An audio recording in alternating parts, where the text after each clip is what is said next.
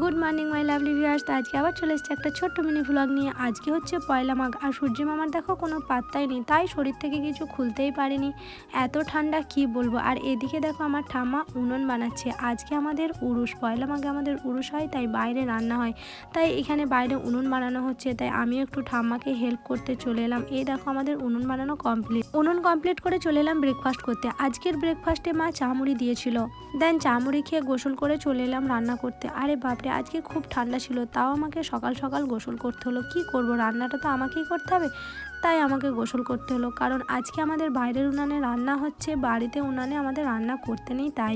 আর এদিকে আমার মেয়েকে দেখো হোম থিয়েটার বাজছে আর আমার মেয়ে ডান্স করছে। এই দেখো, দেখেছো কাণ্ড, আমি রান্না করতে করতে নিজের হাতটাকে রান্না করে বসে আছি। খাওয়া দাওয়া কমপ্লিট করে সবাই মেলায় যাচ্ছে, আর আমি কি করছি, বসে বসে হোম থিয়েটারে গান শুনছি। দেন ডান্স করতে করতে চলে এলাম ছাদে আমার মেয়ের জামা কাপড় তুলতে। ভিডিওটা ভালো লাগলে চ্যানেলটাকে সাবস্ক্রাইব